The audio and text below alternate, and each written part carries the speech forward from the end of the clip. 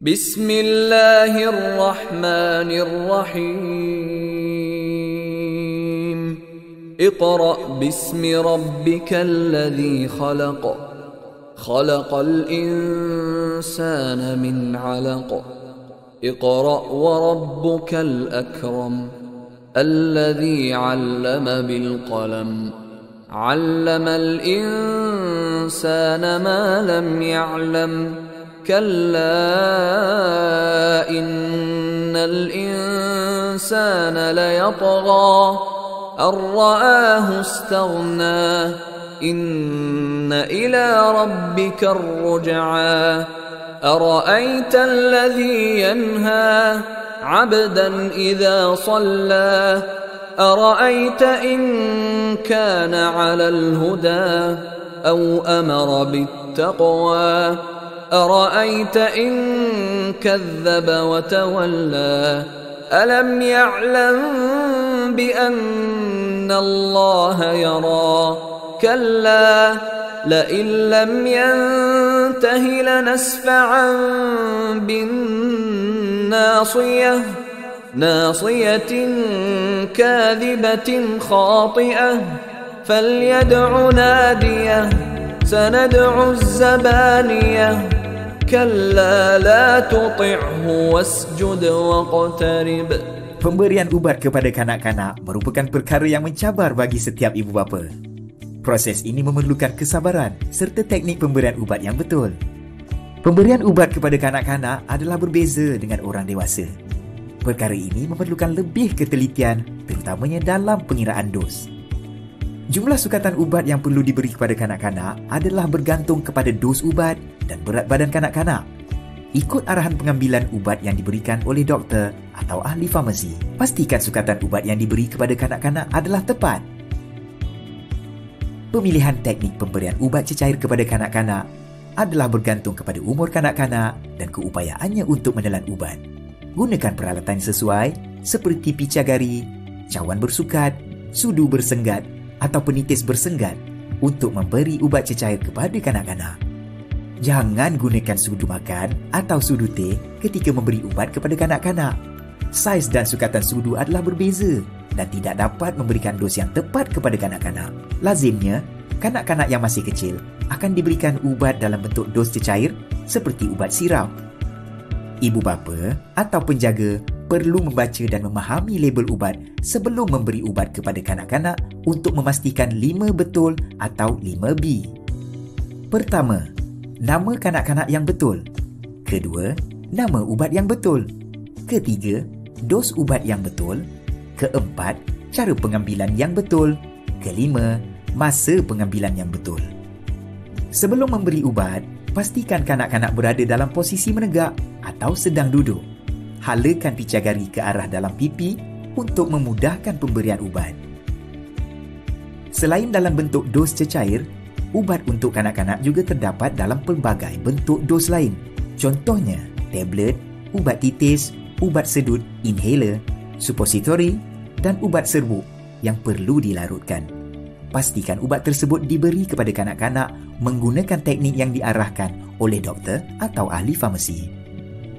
Selepas ubat diberikan kepada kanak-kanak, ibu bapa atau penjaga perlu menyimpan ubat mengikut arahan penyimpanan yang betul. Ubat perlu disimpan di tempat yang selamat dan tidak boleh dicapai oleh kanak-kanak. Kesilapan dalam pemberian ubat-ubatan kepada kanak-kanak boleh menyebabkan kemudaratan. Oleh sebab itu, ibu bapa atau penjaga perlu memberi lebih perhatian ketika pemberian ubat-ubatan untuk memastikan keselamatan kanak-kanak. Ingat ya, beri ubat kepada kanak-kanak dengan menggunakan peralatan yang betul agar sukatan ubat adalah tepat. Pastikan ubat diberikan kepada kanak-kanak mengikut arahan yang diberikan oleh doktor atau ahli farmasi. Amalkan 5B, iaitu pengguna yang betul, ubat yang betul, dos yang betul, cara pengambilan ubat yang betul dan masa pengambilan ubat yang betul. Sentiasa simpan ubat jauh daripada kanak-kanak.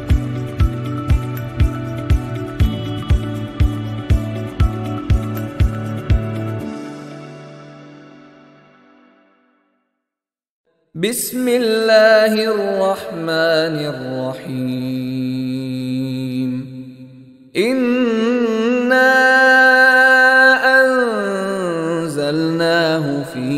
ليلة القدر وما أدراك ما ليلة القدر ليلة القدر خير من 1000 شهر تنزل الملائكة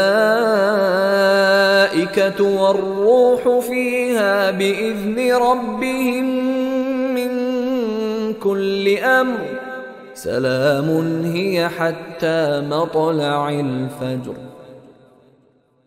بسم الله الرحمن الرحيم.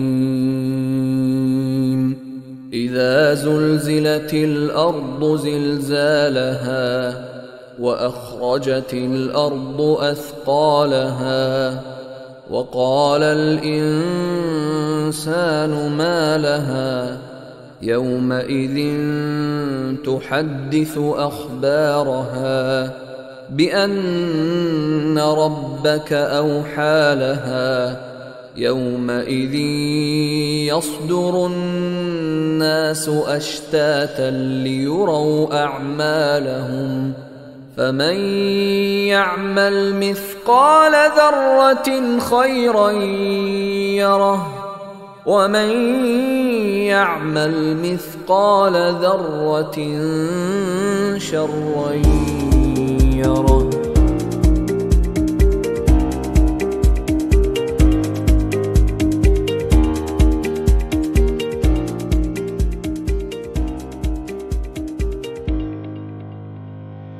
Tahukah anda, selepas makanan dimakan, makanan tersebut akan dicerna dan ditukarkan kepada glukosa. Glukosa akan dibawa melalui salur darah ke organ-organ badan seperti hati, otak dan paru-paru. Kemudian, glukosa diserap ke dalam sel-sel pada organ dan digunakan untuk membekalkan tenaga kepada sel yang berfungsi sepenuhnya. Insulin adalah hormon di dalam badan yang berfungsi bagi membantu penyerapan glukosa dari darah ke dalam sel. Insulin dihasilkan oleh organ yang dipanggil pankreas. Secara analoginya, bayangkan pankreas ini ialah kilang yang menghasilkan sejenis kunci, iaitu insulin. Insulin dibawa ke sel badan melalui salur darah. Manakala, sel badan adalah sel yang berkunci dan hanya boleh dibuka dengan insulin. Hanya sel yang dibuka boleh menerima glukosa. Tanpa kunci ini, sel tidak dapat dibuka dan menyebabkan glukosa tidak dapat diserap oleh sel. Oleh itu, glukosa yang tidak diserap akan terus berada dalam darah dan menyebabkan paras glukosa dalam darah meningkat.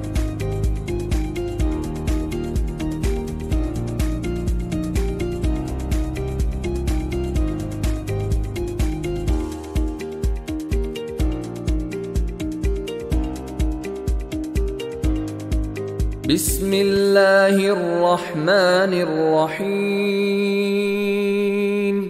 والعاديات ضبحا فالموريات قدحا فالمغيرات صبحا فأثرن به نقعا فوسطن به جمعا إن الإنسان لربه لكنود وإنه على ذلك لشهيد وإنه لحب الخير لشديد أفلا يعلم إذا بعثر ما في القبور وحصل ما في الصدور إن ربهم بهم يومئذ لخبير.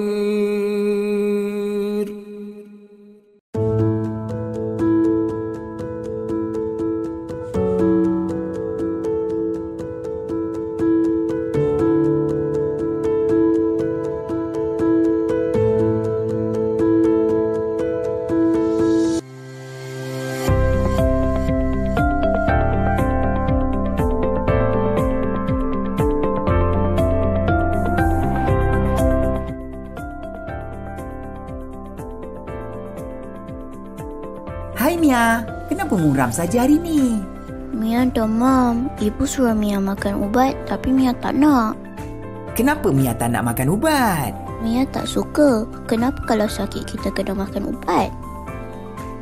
Kalau Mia nak pergi sekolah dan jumpa kawan-kawan, Mia perlulah ambil ubat supaya cepat sembuh. Mia tahu tak? Ubat adalah bahan untuk mencegah, mengawal atau merawat penyakit. Cerita tentang ubat ni kan, ada macam-macam jenis ubat. Contohnya, ubat biji seperti tablet atau kapsul, ubat cecair, ubat titis mata atau telinga, ubat sapu, ubat sedut atau inhaler dan supositori. Okey, kalau macam tu, Mia nak ambil ubat sekarang lah. Mia, tunggu dulu. Kanak-kanak tak boleh ambil ubat sendiri tau. Kalau nak ambil ubat, Mia hanya boleh ambil ubat apabila diberikan oleh ibu bapa atau penjaga. Sebelum beri ubat, ibu Mia akan baca label ubat untuk pastikan ubat itu kepunyaan Mia dan diberikan untuk penyakit yang Mia hidapi. Ibu Mia juga akan pastikan sukatan dos Mia adalah tepat dan diberi pada masa yang sepatutnya mengikut arahan doktor atau ahli farmasi. Betul tu, lepas ambil ubat, ibu terus simpan ubat di kabinet atas supaya Mia tak boleh capai. Tepat sekali. Ubat perlu disimpan di tempat yang selamat dan tidak boleh dicapai oleh kanak-kanak. Mia perlu ingat ya, ubat bukannya gula-gula dan tidak boleh diambil sesuka hati tau. Lagi satu, jika mengalami apa-apa kesan alahan selepas mengambil ubat, contohnya seperti bengkak pada muka atau bibir, ruam atau gatal dan susah bernafas, beritahu pada ibu atau ayah supaya boleh jumpa doktor dengan segera. Baik, sekarang Mia dah faham. Ubat ada banyak jenis. Jadi, sangat penting untuk baca label ubat supaya tak salah ambil ubat. Kanak-kanak hanya boleh ambil ubat yang diberikan oleh ibu bapa atau penjaga sahaja. Tak boleh ambil ubat sendiri. Dan lepas ambil ubat, ubat perlu disimpan di tempat yang selamat dan jauh daripada kanak-kanak.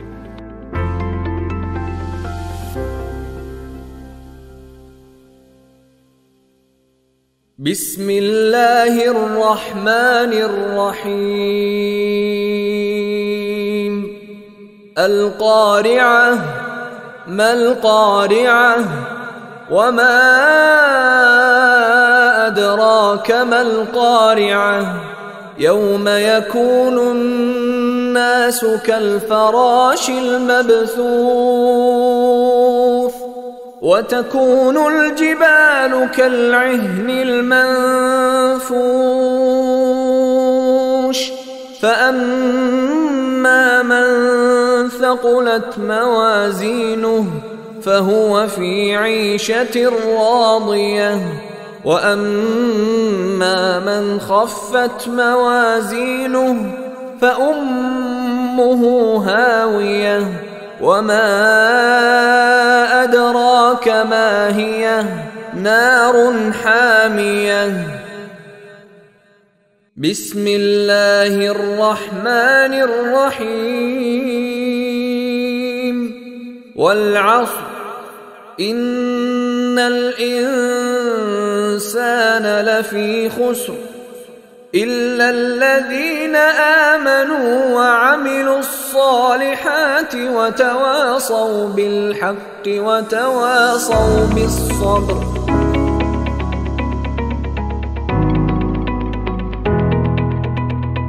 Kerintangan antibiotik? Apa tu? Bakteria ialah satu mikroorganisma kecil yang tidak dapat dilihat oleh mata kasar.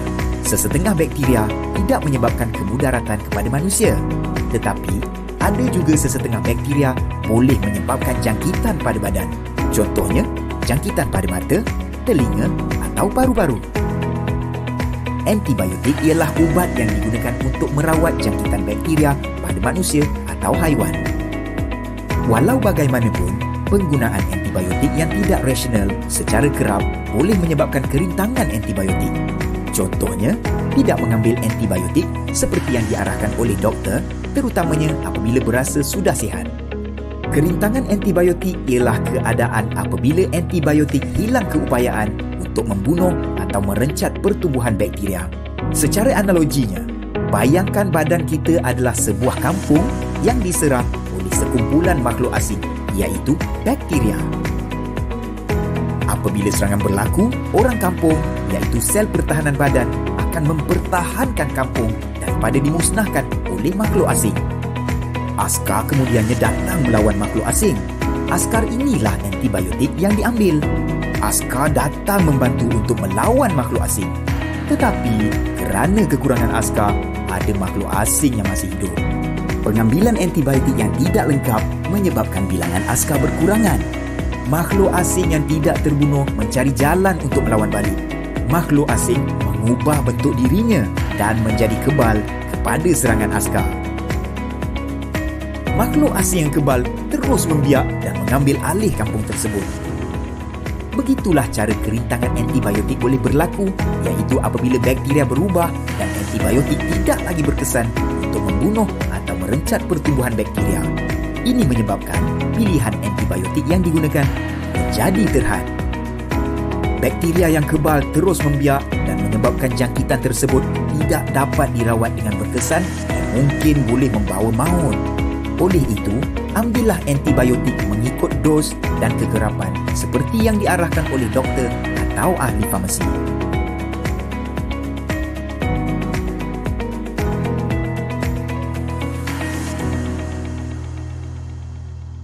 Bismillahirrahmanirrahim. Wailul likulli humazatil lumazah. الذي جمع مالا وعدده يحسب أن ماله أخلده كلا لينبذن في الحطمة وما أدراك ما الحطمة نار الله الموقدة التي تطلع على الأفئدة إنها عليهم مؤصدة في عمد ممددة بسم الله الرحمن الرحيم ألم تر كيف فعل ربك بأصحاب الفيل ألم يجعل كيدهم في تضليل وأرسل عليهم طيرا أبابيل ترميهم بحجارة من سجيل فجعلهم كعصف مأكول.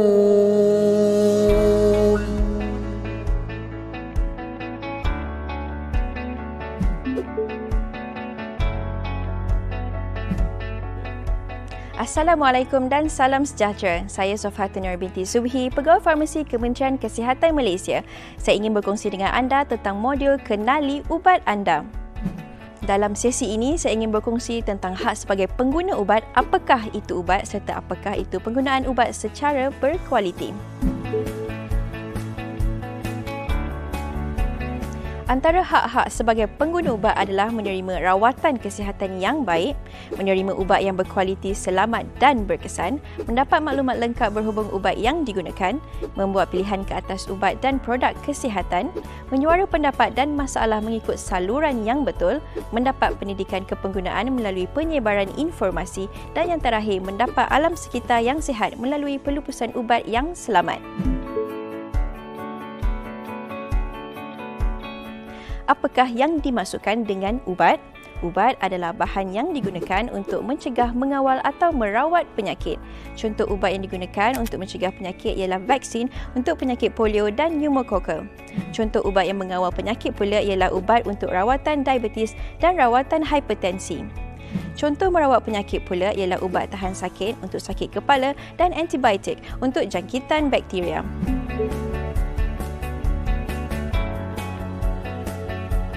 Ubat terbahagi kepada dua kategori, iaitu yang pertama ubat am dan yang kedua ubat terkawal. Ubat am atau nama lainnya over the counter OTC boleh dibeli tanpa preskripsi di kedai farmasi atau kedai biasa, contohnya ubat demam. Ubat terkawal pula dibahagikan kepada dua, ubat terkawal dengan preskripsi dan ubat terkawal tanpa preskripsi. Ubat terkawal dengan preskripsi ialah ubat yang hanya boleh dibekalkan kepada pesakit melalui doktor atau ahli farmasi dengan preskripsi. Contohnya, ubat bagi merawat penyakit hipertensi dan diabetes. Manakala ubat terkawal tanpa preskripsi pula ialah ubat yang boleh diperoleh melalui ahli farmasi. Contohnya, ubat krim dan ubat selsema. Tahukah anda nama ubat anda? Ubat mempunyai dua jenis nama, iaitu yang pertama nama generik, yang kedua ialah nama jenama. Nama generik merupakan bahan aktif dalam ubat. Nama generik tidak berubah, contohnya paracetamol. Nama jenama pula merupakan nama yang diberikan oleh syarikat pengeluar. Terdapat pelbagai nama jenama bagi satu nama generik ubat. Penggunaan ubat secara berkualiti menekankan konsep 5B bagi memastikan pengguna mengambil ubat yang betul. Yang pertama, pengguna yang betul. Pastikan ubat yang diambil adalah untuk pengguna yang betul. Rujuk nama pesakit pada sampul ubat sebelum mengambil ubat. Yang kedua, ubat yang betul. Semak nama ubat pada sampul ubat. Pastikan ubat yang diambil adalah untuk masalah kesihatan yang dialami. Contohnya, jika anda menghidap penyakit darah tinggi, anda perlu makan ubat untuk rawatan penyakit darah tinggi. Yang ketiga, dos yang betul. Semak dos ubat yang perlu diambil pada sampul ubat. Ambil ubat mengikut jumlah dan kekerapan yang diarahkan. Contoh, jika doktor mengarahkan untuk ambil 2 biji, anda perlu ambil 2 biji. Jangan kurangkan atau tambahkan dos tanpa arahan daripada doktor. Yang keempat, cara pengambilan ubat yang betul. Baca dan patuhi arahan cara pengambilan ubat. Contoh, ubat tablet yang perlu ditelan. Jangan kunyah atau hancurkan sekiranya tidak diarahkan oleh doktor atau ahli farmasi. Anda juga perlu ambil perhatian kepada arahan khas sekiranya ada. Contohnya, ubat ini mengakibatkan mengantuk. Terdapat juga ubat yang memerlukan teknik khas atau cara pengambilan yang khusus seperti inhaler atau insulin. Cara pengambilan ubat yang betul adalah penting bagi memastikan keberkesanan rawatan yang diterima. Yang kelima, masa pengambilan ubat yang betul. Ambil ubat mengikut sela masa yang ditetapkan. Berikut dipaparkan cadangan waktu pengambilan ubat. Dos 1 kali sehari perlu diambil setiap 24 jam. Dos 2 kali sehari perlu diambil setiap 12 jam. Dos 3 kali sehari perlu diambil setiap 8 jam. Dan dos 4 kali sehari perlu diambil setiap 6 jam. Anda boleh menyusun jadual pengambilan ubat anda mengikut jadual harian anda. Jika perlu, dapatkan nasihat lanjut doktor dan ahli farmasi. Selain itu, terdapat ubat yang perlu diambil pada waktu tertentu, contohnya ubat antikolesterol yang perlu diambil pada waktu malam seperti diarahkan kerana penghasilan kolesterol adalah tinggi pada waktu tersebut. Untuk makluman, kerajaan memperuntukkan sejumlah perbelanjaan yang besar demi kesihatan rakyat. Makan ubat seperti yang diarahkan oleh doktor atau ahli farmasi. Hargai ubat anda, jangan niagakan ubat anda. Kesan sampingan adalah kesan yang tidak diingini selepas mengambil sesuatu ubat pada dos yang betul. Contohnya pening, muntah, mengantuk dan lain-lain. Kesan sampingan yang dialami bergantung kepada kesesuaian individu terhadap ubat tersebut. Bukan semua kesan sampingan adalah tidak baik. Maklumkan kepada doktor dengan kadar segera sekiranya pesakit mengalami kesan sampingan yang serius dan pesakit digalakkan untuk melaporkan kesan sampingan yang dialami kepada bahagian Regulatory Farmasi Negara melalui Consumer Side Effects Reporting Form (CONSERF) yang boleh didapati melalui laman web bahagian Regulatory Farmasi Negara. Alahan ubat pula merupakan kesan yang tidak diingini berpunca daripada kesan hypersensitivity terhadap ubat yang diambil. Antara tanda-tanda alahan ringan ialah ruam dan gatal-gatal pada kulit, gatal atau bengkak pada mata, bengkak pada lidah, bibir atau muka. Manakala tanda alahan yang serius ialah sukar bernafas. Reaksi alahan tidak berlaku kepada semua orang. Maklumkan kepada doktor dan ahli farmasi dengan kadar segera sekiranya pesakit mengalami alahan yang serius. Kad alahan ubat akan diberikan kepada pesakit yang mengalami alahan setelah disahkan oleh doktor di fasiliti kesihatan kerajaan. Pastikan sentiasa membawa kad alahan ubat sekiranya ada setiap kali mendapatkan rawatan kesihatan atau bekalan ubat anda. Ingat, amalkan konsep 5B ya. Diharapkan informasi yang diberikan tentang cara pengambilan ubat yang betul ini dapat memberi manfaat kepada semua. Terima kasih kerana sudi meluangkan masa bersama-sama saya sepanjang sesi ini.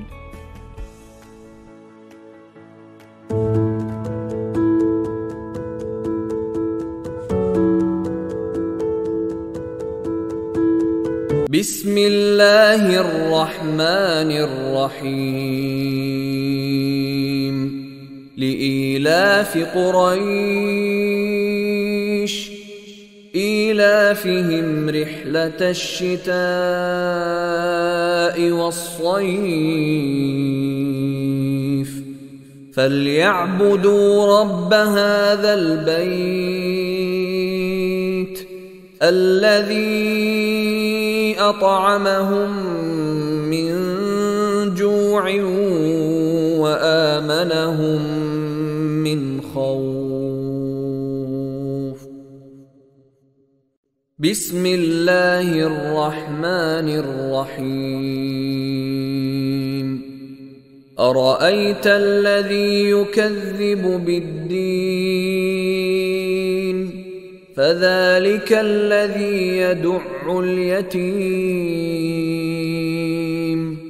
ولا يحض على طعام المسكين فويل للمصلين الذين هم عن صلاتهم ساهون الذين هم يراءون ويمنعون الماعون.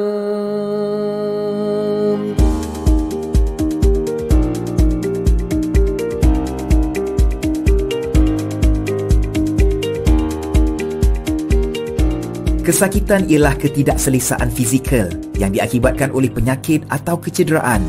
Ia adalah satu keadaan yang tidak menyenangkan dan boleh mengganggu aktiviti harian. Kesakitan adalah satu tanda atau gejala yang dialami. Ia juga merupakan satu amaran untuk memaklumkan terdapat sesuatu yang tidak normal berlaku pada tubuh badan. Contohnya, apabila kita tersentuh cerik yang panas, rasa sakit yang bertindak sebagai amaran untuk menarik balik tangan supaya tidak melecur. Maka, rasa sakit adalah tanda yang penting dalam kehidupan seharian kita. Pesakit perlu mendapatkan rawatan sekiranya mengalami kesakitan yang berpanjangan agar pemeriksaan lanjut dapat dijalankan oleh doktor yang merawat. Pengambilan ubat tahan sakit yang tidak terkawal dan berpanjangan tanpa nasihat doktor atau ahli farmasi boleh menyebabkan kesan sampingan yang tidak diingini. Terdapat sesetengah ubat tahan sakit yang boleh didapati di kedai farmasi tanpa memerlukan preskripsi setelah mendapat nasihat daripada ahli farmasi. Ia biasanya digunakan untuk merawat sakit ringan dan sederhana. Antara contoh ubat tahan sakit adalah paracetamol, mefenamic acid dan ibuprofen. Terdapat juga ubat tahan sakit yang memerlukan preskripsi doktor. Ia digunakan untuk rawatan sakit kronik. Contoh ubat tahan sakit jenis ini adalah tramadol. Jadi, tahukah anda bilakah masa pengambilan ubat yang betul? Ubat tahan sakit perlu diambil mengikut masa yang betul. Marilah kita fahami masa pengambilan ubat yang betul. Sekiranya ubat perlu diambil 1 kali sehari, ini bererti ubat perlu diambil setiap 24 jam pada waktu yang sama setiap hari. Sekiranya ubat perlu diambil 2 kali sehari, ini bermakna ubat tersebut perlu diambil setiap 12 jam. Contoh, pada 8 pagi dan 8 malam. Manakala bagi arahan pengambilan ubat 3 kali sehari, pesakit dicadangkan untuk mengambil ubat setiap 8 jam. Contoh, pada jam 6 pagi, 2 petang dan seterusnya jam 10 malam. Sekiranya arahan pada label ubat tahan sakit menunjukkan apabila perlu, ubat hanya perlu diambil ketika mengalami kesakitan atau apabila perlu sahaja. Jangan ambil ubat melebihi dos dan kekerapan yang ditetapkan oleh doktor. Ini kerana setiap ubat mempunyai dos maksimum pengambilan untuk sehari. Ambil tahu dos maksimum dan kegerapan ubat tahan sakit yang diambil daripada doktor dan ahli farmasi anda. Bilakah waktu yang betul untuk mengambil ubat tahan sakit? Ubat tahan sakit boleh diambil sebaik sahaja selepas makan untuk mengurangkan ketidakselesaan pada perut. Ambil ubat dengan air kosong. Berapa lama tempoh pengambilan ubat tahan sakit? Bagi sakit akut, contoh sakit gigi, luka, melecur, jatuh, terseliup, Kebiasaannya ubat tahan sakit hanya diberikan untuk tempoh yang singkat. Bagi sakit kronik, contoh sakit berpunca daripada kanser, sakit sendi, sakit saraf, doktor akan memberikan dos ubat yang sesuai bergantung kepada tahap kesakitan. Kebiasaannya, ubat tahan sakit diberikan untuk tempoh lebih lama. Apakah kesan sampingan pengambilan ubat tahan sakit? Sekiranya anda mengambil ubat tahan sakit dalam tempoh yang lama dan tidak mengikut arahan doktor atau ahli farmasi, anda mungkin mengalami iritasi pada perut, tidak selesa, kembung dan ulcer, kerosakan pada buah pinggang, rasa loya, muntah, cirit-birit, pening dan kerosakan hati. Oleh itu, ambil ubat tahan sakit mengikut dos dan tempoh yang diarahkan oleh doktor atau ahli farmasi. Sebagai langkah berjaga-jaga, maklumkan kepada doktor sebelum mengambil ubat tahan sakit sekiranya anda sedang menyusukan anak, hamil atau merancang untuk hamil, pernah menghidap ulcer perut, mempunyai alahan terhadap ubat tahan sakit, sedang mengambil ubat cair darah, menghidapi penyakit buah pinggang, hati atau jantung. Jom, saya kongsikan panduan mengurangkan kesan sampingan ubat tahan sakit. Pertama, ambil ubat tahan sakit pada dos dan masa yang betul. Ambil ubat tahan sakit selepas makan untuk mengurangkan ketidakselesaan pada perut. Ambil ubat tahan sakit mengikut tempoh yang diarahkan oleh doktor. Elakkan mengambil ubat tahan sakit secara berterusan tanpa nasihat doktor atau ahli farmasi. Dalam keadaan tertentu, pesakit digalakkan untuk menggunakan ubat tahan sakit dalam bentuk ubat sapu bagi mengurangkan kesan sampingan berbanding ubat tahan sakit yang perlu dimakan. Sesetengah ubat tahan sakit boleh menyebabkan interaksi atau bertindak balas dengan ubat-ubatan lain yang diambil. Dapatkan nasihat doktor atau ahli farmasi sebelum mengambil ubat tahan sakit bersama-sama ubat-ubatan lain. Ubat tahan sakit sebenarnya adalah selamat digunakan dengan syarat diambil mengikut arahan dan dos yang diberikan oleh doktor atau ahli farmasi. Jadilah pengguna yang bijak, berhati-hati apabila menggunakan ubat tahan sakit. Dapatkan nasihat doktor dan ahli farmasi sebelum mengambil ubat-ubatan anda.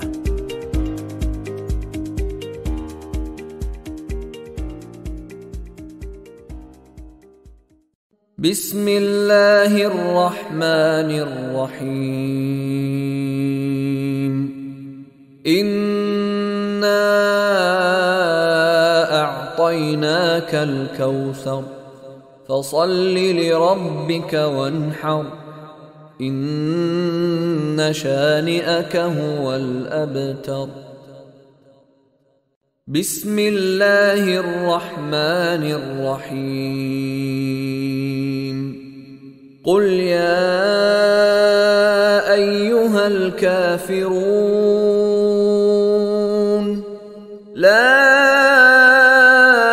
a'budu ma ta'budun wa la antum 'abiduna ma a'bud wa la ana 'abidun ma 'abadtum ولا أنتم عابدون ما أعبد لكم دينكم ولي دين.